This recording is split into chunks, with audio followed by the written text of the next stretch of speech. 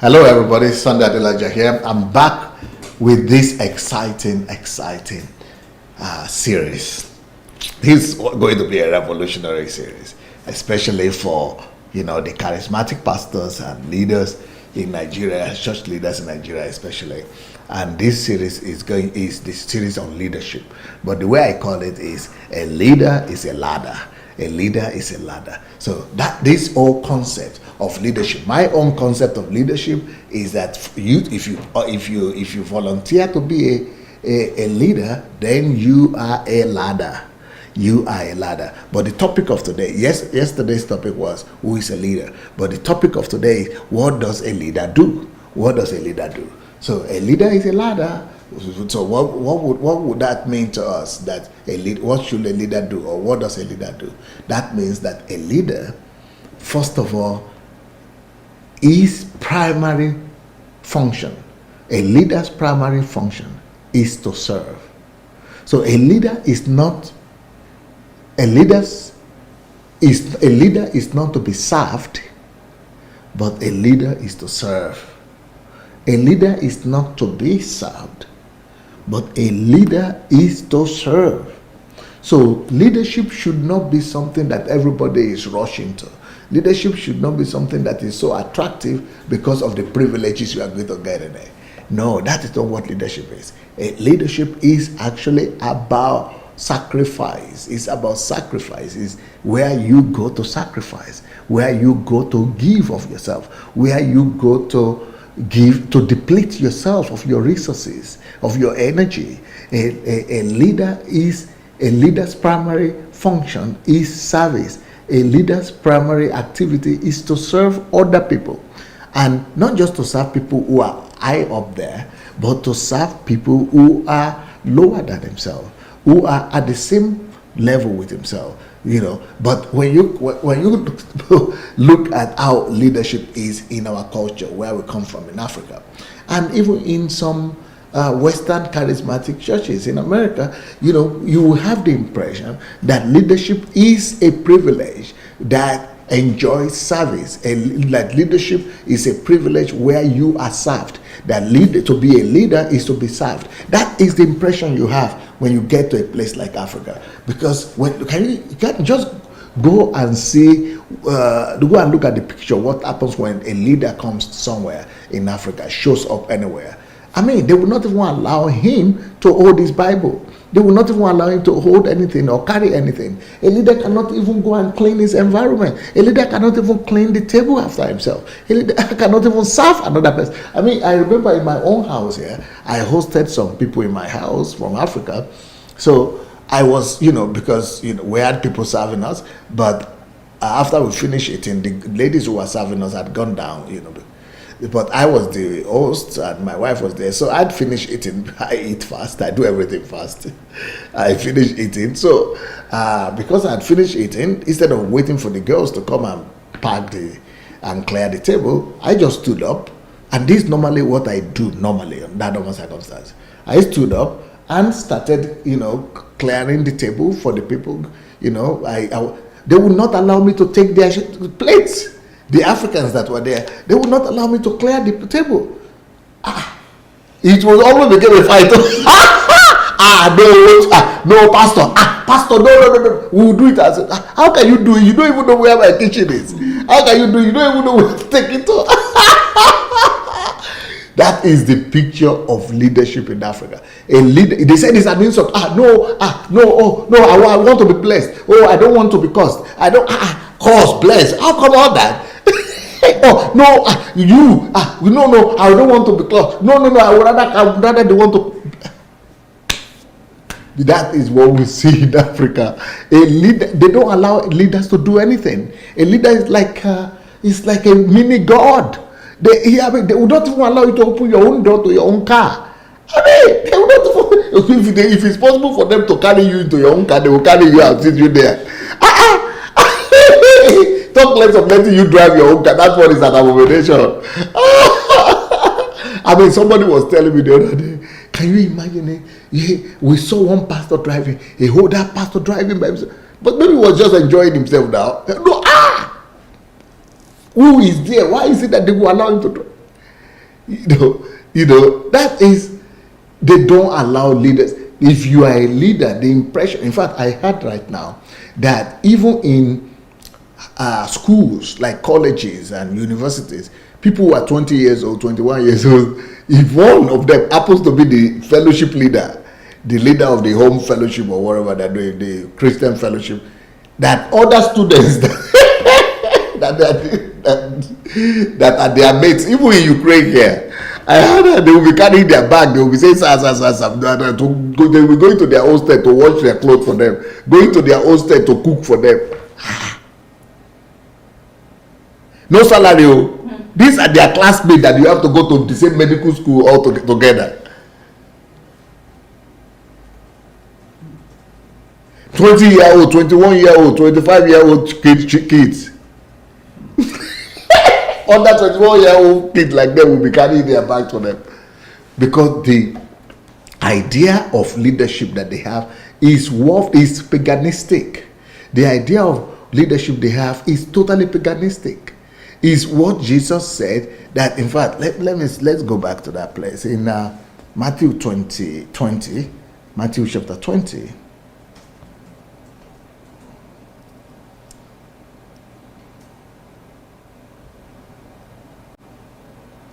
Verse 26. But Jesus called them to himself and said, you know that the rulers of the Gentiles, the leaders, all right, in Gentiles, of the Gentiles, lord it over them. It is the leaders of the pagans, lord it over them. Gentiles, pagans. It is paganistic. The kind of leadership that we have in Africa is paganistic. It is the pagans that behave like that when they make, they are leaders and they have to be worshipped and served.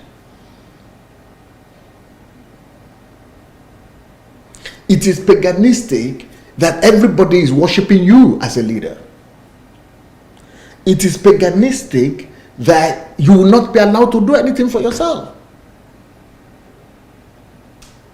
Whenever you see leadership where the subjects or the followers have to be worshiping, so to say, the leader, that is not leadership. That is paganism.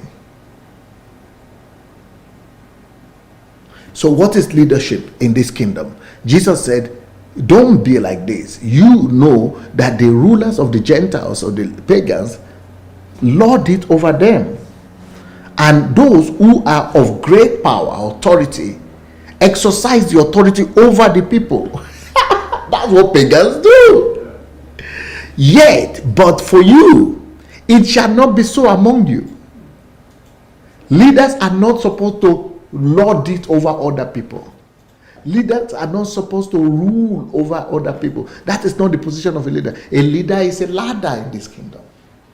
In this kingdom, when you are a leader, you serve people under you.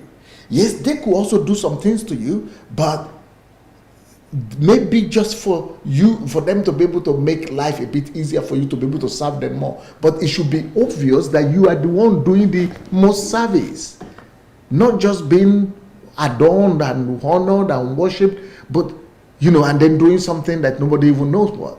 But it should be very clear and obvious that you are the one doing most of the work, serving people. So he said, it shall not be so among you, but whoever desires to become great among you, let him be your servant. So a leader should be a servant to the people that he is serving. A leader is not supposed to be served. A leader is not supposed to be worshipped. A leader is supposed to be giving of himself to serve the people who follow him. But whoever desires to become great among you, let him be your servant. To become great, to become a leader, is to be a servant to the people that you are serving, the people that are under you. It's a big challenge to be a leader in this kingdom. To be a leader is to be a servant to everybody. It doesn't mean you are not respected. In fact, it is when you are a servant like that that you are most respected. But you should not allow anybody to be serving you. A leader is a ladder. So this thing that Jesus is saying is more in line with my concept of leadership, which is a leader is a ladder. So you are serving the people as a ladder. A leader is a servant. You are not a leader because you want people to serve you. You are a leader because you want to have opportunity to serve other people. The reason why you are a leader is because you want to be able to, you have resources already. You are not using the people to gain resources. No, you already have resources. You already have the grace, the position, the anointing, that you are using your resources now to serve people. That is what it means to be a leader. A leader is a ladder. A leader does not wait to be served. A leader is not asking or demanding that he will be served, that people will serve him. A leader rather is looking for opportunities to be able to serve people that he leads. So if you are a leader, there's a few points that I would like to point out for you. To be a leader, that means you have some resources already. You already have some skills. You already have some know-how.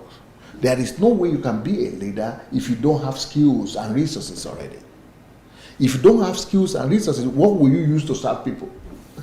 If you don't have skills and resources, how will you lift people up? You don't have anything to offer them. You will not have anything to offer them. You will not be able to help them to climb up. A leader is a man of resource. And the anointing that you have is part of that resource. Then the knowledge and the skills that you have is another part of the resource. That's why to be a leader means to be ahead of everybody else. To be a leader means to know more than your contemporaries. To be a leader means to have enough resources to use to offer to people to get up. But what I see these days, and for a few months now, I've been hosting presidential candidates on my show, to try to talk to them why they want to become president of Nigeria. And what I've discovered is that a lot of people are aiming, a lot of people are striving to become presidents or to become leaders because they want to get the resources. They want to get the resources so that after they get a hold of the resources in the government, then they will say, okay, we will use your own resources to serve you better.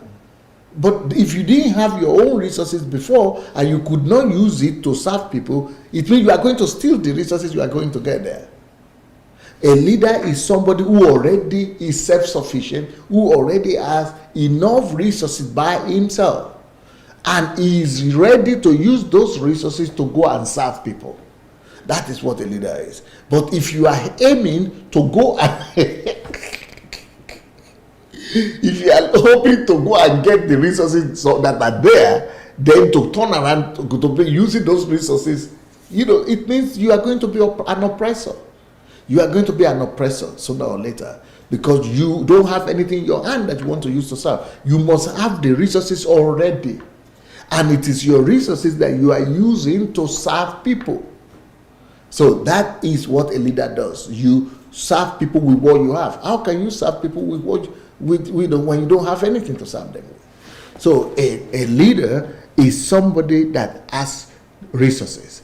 Not just material resources, but skills, knowledge, wisdom, know-how. Because those things now become tools in his hands that he uses to now serve people. He will now have confidence. He knows he has something. He's bringing something to the table to use to serve people.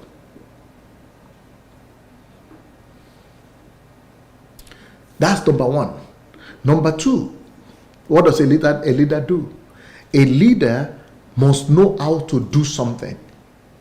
A leader must know how to do some jobs. You must know how to accomplish things. A leader is somebody that knows how to accomplish things. You must know how to accomplish purpose. You must know how to accomplish things. You must know how to get the job done, how to get things done. I mean, it's like you want to build this house now, and you've never built anything. You've never been a contractor. You've never been a builder. And you want to be the leader of the people who are going to build it. What will you lead? Who will you tell to put brick where? Where will the water flow? Where will the troops be? You've never built anything. You don't know how to do anything. A leader must be skillful. A leader must be a doer. A leader must know how to accomplish goals before you could even offer yourself to be a leader. A leader must know how to accomplish things. You must know how to get things done. It is when you know how to build houses like this. You have done the painting, you have done the bricklaying, you have done the pasting, you have done the water system, you have done the electricity. You know how to do everything. You know how everything works, where everything is supposed to be. Then you can, as a leader, now be instructing this one. You go and do this one. This is the way to do it. You go and do that one. That's the way to do it. You go and do that one. That. You can now instruct people, give leadership to people. If you don't know how to accomplish things, if you don't know how to get things done, you cannot be a leader. Even if you have a big head, you have read so many books, or you have finished so many universities, but if you don't know how to get things done, you will be a poor leader. And this is what I see with our people who want to become presidents of Nigeria. What have you done? What do you know how to do? What have you built? First of all, a leader must have resources. Not to be coming to hope to get resources from you.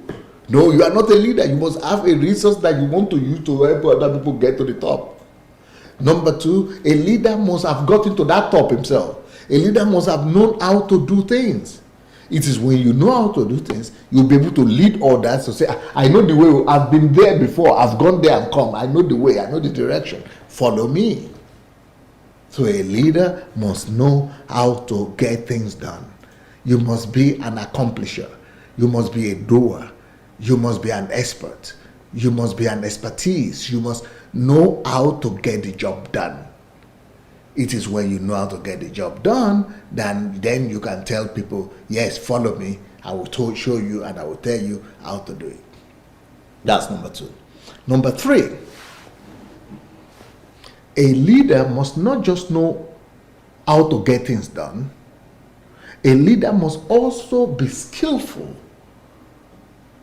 in giving out instructions. A leader must be skillful in communication, in communicating instructions, in passing across his thoughts, his vision, his ideas.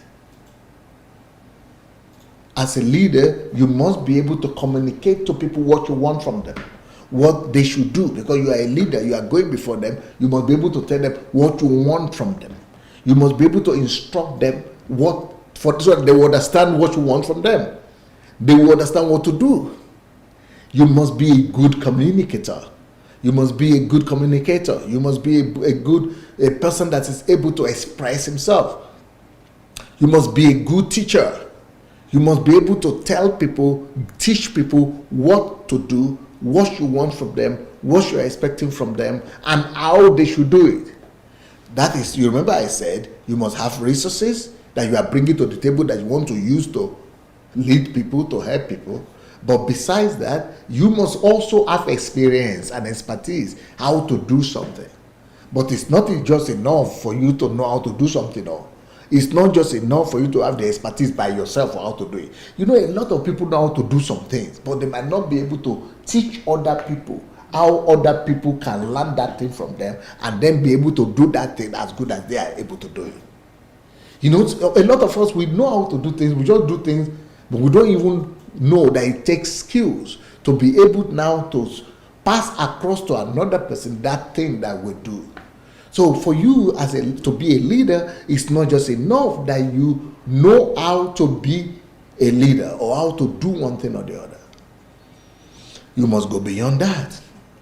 You must be able to now be able to pass your skills, your knowledge to another person, and be able to effectively pass that knowledge across. You must be able to teach somebody else to do what you know to do, and for him to be able to do it as nice or even better than the way you could do it. You see, when we saw Jesus, like all these things I've said, you remember in Mark chapter 1 verse 17, Jesus, verse 16 and 17, Jesus saw James, he saw Andrew and his brother Peter, and he said, follow me and I will make you fishers of men. Now, remember what the principles I said, a leader first of all must have something to offer. He must have skills and resources. So if you don't have resources and you don't have skills, will you say somebody should follow you, that you will show them, you will make them something? You don't have resources now, you don't have what it takes. You see, Jesus had resources, and he was so sure of his resources. He was so sure of what he had. So he was so sure, he was so certain that he has all it takes for these people to become anybody they want to become. So he told them, come follow me, I will make you into. He knew what he had. He had the resources to make these people become whoever they wanted to become. That's number one. Then number two, I said the leader must also know how to get things done, how to accomplish something. And Jesus said, come, I will make you to become somebody. So he is so sure that he knows how to make people become whoever they want to become. I will make you. He didn't say God will make you, I will pray and God will do it. No. He didn't say by the grace of God we will hope. No, I will make you. You cannot be a leader if you cannot certainly and categorically tell people that you can lead them somewhere. You can make them to somebody. You can teach them to do something. So a leader must not just have resources. He must be a doer. He must know how to do things. Jesus, I will make you. He knows how to make. So you are saying you want to lead people. What do you know how to make? What will you make for people? What will you make them into? Jesus said, I will make you. It was so certain. He didn't just have the resources, he had the skills to make people into things, into anything they want to become. So a leader must not just have resources, he must know how to do things by himself. Not to delegate, but to know how to do things himself. He must know how to accomplish goals and objectives. So that's what Jesus was trying to demonstrate here. I know how to do these things. I know how to become. I myself have become. I will show you. I will make you to become.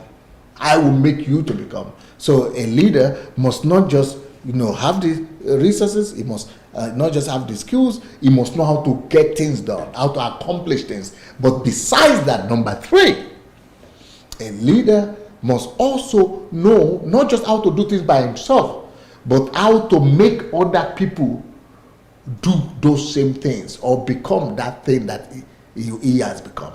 So he must be able to communicate to others. He must be able to teach others. He must be able to lecture others. He must be able to train others. He must be able to communicate to others so that they will be able to capture what he's able to do and be able to do the same thing as good and as well as he could do it. That's what Jesus was exactly saying. So everything I'm saying now, they are exemplified in that very simple statement of Jesus. Follow me and I will make you. He is so sure that he has the skills that it takes. He has the specialty. He has the communication that it takes, and he has the confidence. Even me alone, just hearing, follow me, and I will make you. How can he be so confident like that? If he knows what he's saying. He knows what he's doing. He knows how to do it. He's so sure that he's not saying maybe we'll see. God will help. And no. So communication, see Jesus' communication there. Even you, by reading it now, 2,000 years later, I'm just feeling confident. That is what a leader should be able to do. You must be able to not just make people follow you, but communicate to them what they will become. And Jesus said it, you will become fishers of men, concrete. He had a destination he was leading them to. He had a goal for them. He had an agenda for them.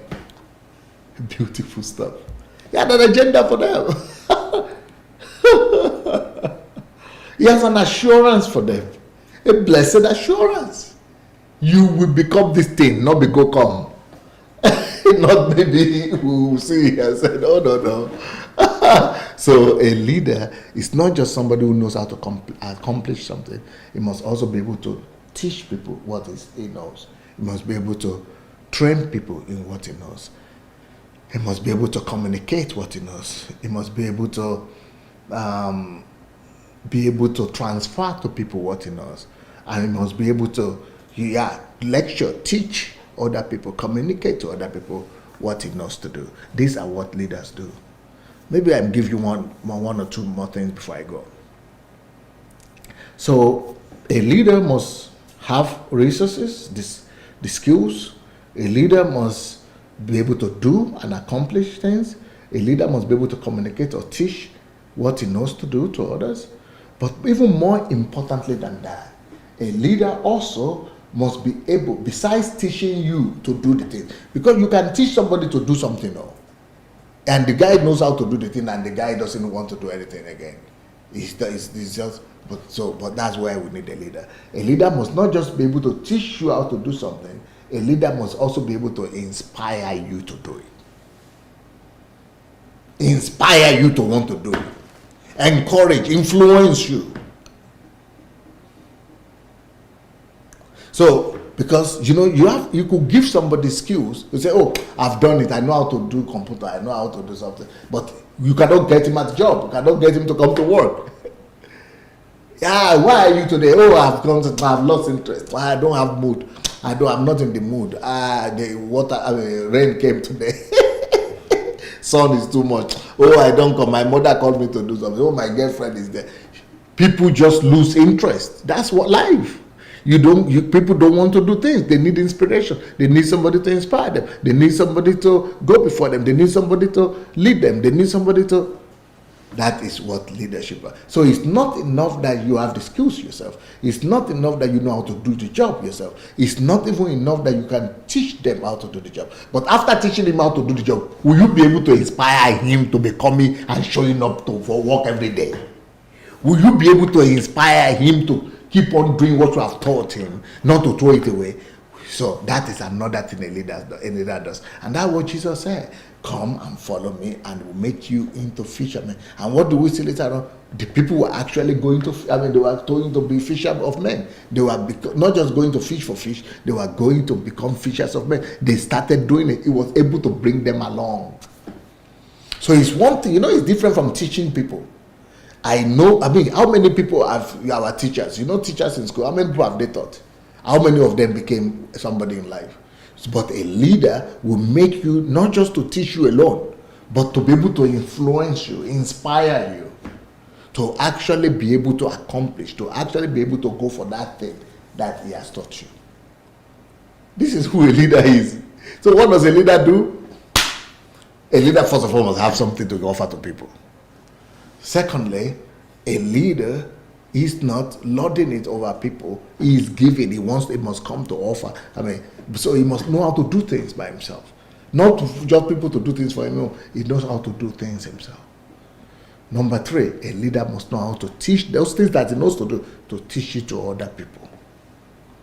And besides that, a leader must not just know how to teach those things to other people.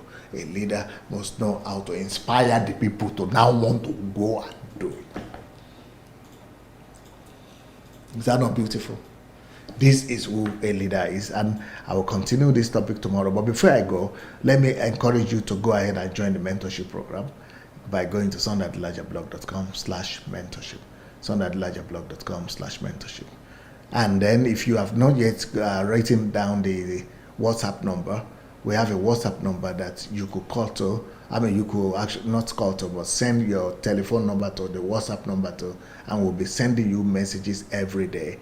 The number is +38 0898 596 3838. So go and get this number down and send it to your friends. Let them add us to their WhatsApp list and tell us that they want to receive our messages. Or you could send to us the numbers of all the people you have, and then we'll be sending our messages to them on daily basis. Every day we'll be sending them messages. These are short messages that will help them to grow and without using too much data.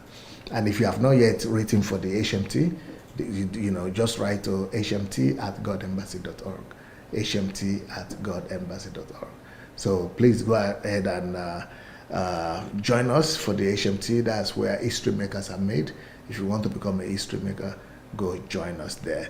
Well, I guess that will be it for now. I will be back tomorrow. Go share this message. Go and tag your friends and family members. Share. And we'll continue the series tomorrow. Leadership.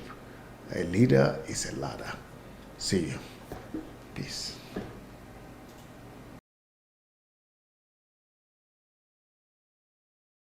This time, I decided by myself, and God has allowed me to do this, to declare to the country, if you won't keep your words, the people will teach you to do it.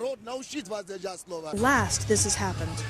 Not even a year has passed since the Embassy of God took to the streets to defend its rights, and now all the people have come to the street, not only to teach the officials to keep their word, but also to remind them of who has the real authority.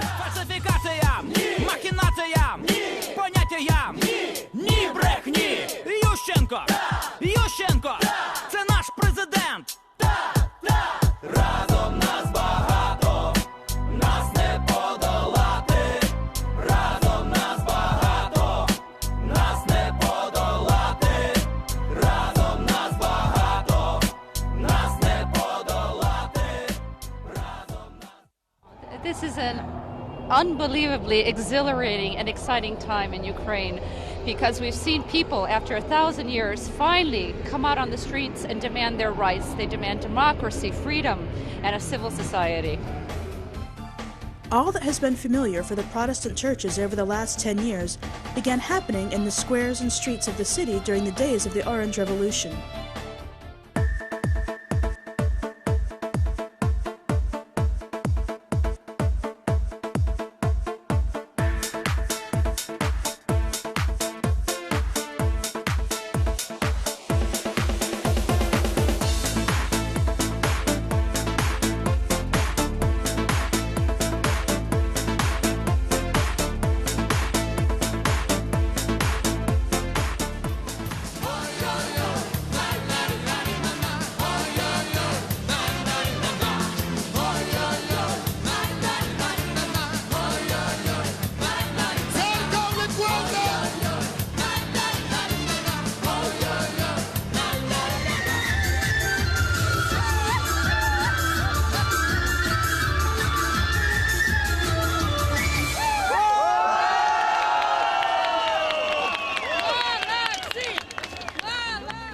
The marches and protest methods that the Embassy of God used to protect its rights now are the methods used by the demonstrators in the struggle for freedom in this peaceful revolution.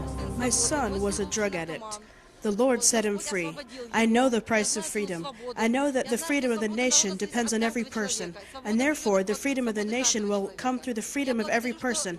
I thank God that the believers' prayers brought these people here. For many years we prayed, and now we are here. For 4 years we had the March of Life here as a little seed. Then about 50,000 people were here, and now many, many more are standing. I believe that the freedom of Ukraine is in the Lord Jesus Christ. By leading the way in social activities, the Church has opened the door for all Ukrainians. Ukraine has shown itself as a nation and as a civil society. All this has been building up today into one point, which we can call the moment of truth for Ukraine. In this significant time for our country, the Christian churches supported the demonstrations and went to the streets. Many volunteers took part in arranging and working in the tent cities. Believers also provided the out-of-town demonstrators with lodging, meals, warm clothes, and medicine. Hello, you see what is happening? This is Ukraine. The country has come alive. People are coming to me. You have been seeing it all over the last 1 hour. People coming to me to get my signature, to get paper, a newspaper. Well, these are the tents. If you look at the tent city, these are all the places where people are living.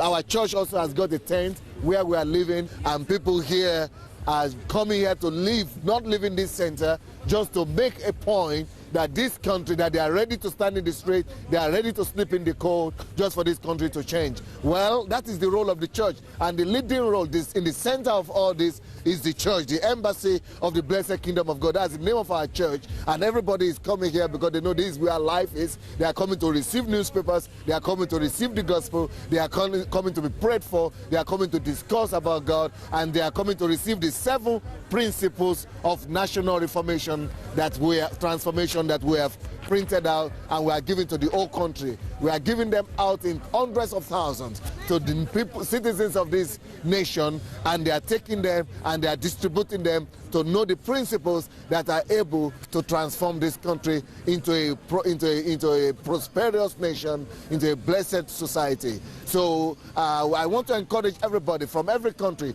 to believe God, that the church should be a force of reformation in any society, a force of reformation, not just being there to be present, but to be a dominion force, a dominating force that is subduing the society, that is changing the culture, that is influencing politics, that is influencing economy, that is bringing millions of people to the Lord, that is changing the focus and the direction of the nation.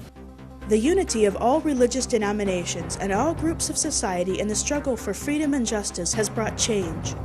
The results of the election's second round were nullified, and the compromised government has resigned. After the third round of elections, the truth has triumphed. In the third round, which was accepted as being conducted with democratic principles, Viktor Yushchenko received the victory. In reality, he had the lead in the first and second rounds, but the officials did not want to recognize his victory for some time. Dear friends, I congratulate you with this great victory. This is a holiday of Ukrainian democracy. I am convinced that today, the new political year begins here in Ukraine. From today, everything will change. I am confident that we will never again see a criminal government, official lies, and tortures against the people. Today's victory is shared by all of you. So the first honor, the first thanks I want to make is to the Ukrainians who have been in the streets all this time, and through the symbolic orange ribbons declared its valiant protest against the government. I thank you, and I bow before you.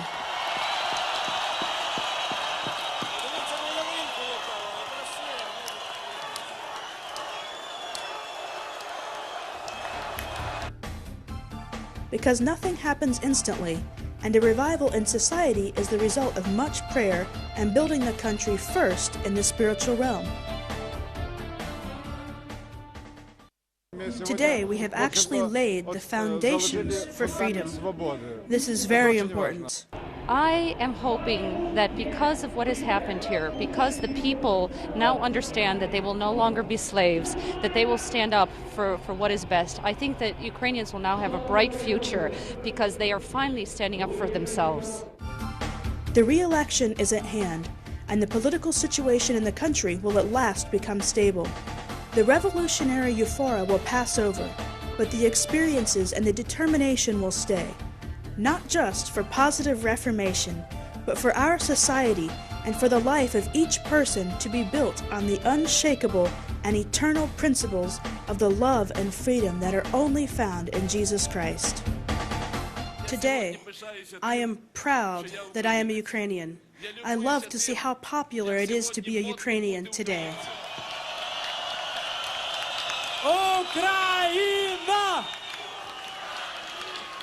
Україна! Україна!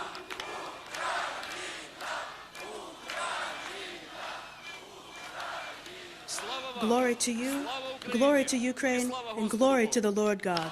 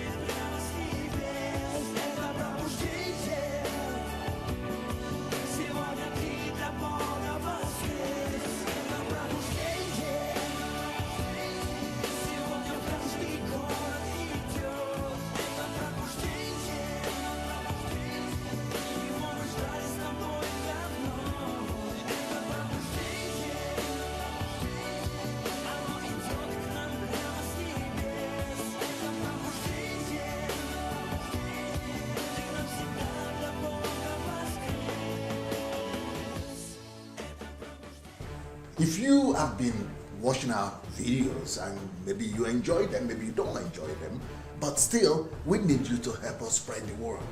And for that to happen, we only need you to take 5 little steps. Please help us spread this word by liking the video. Then, if you have not yet subscribed to our channel, please go ahead and subscribe to the channel. We also need you to press the notification button, and the way to do that is to click on the bell. You see the bell there? Click on it. Then, of course, leave your comments. Let's know what you're thinking about each video. And finally, we need you to go and share the word. Share this video on your Facebook timeline, on your Instagram, and every other platform that you have. All right? Let's win the world for Christ. Thank you so much. Peace.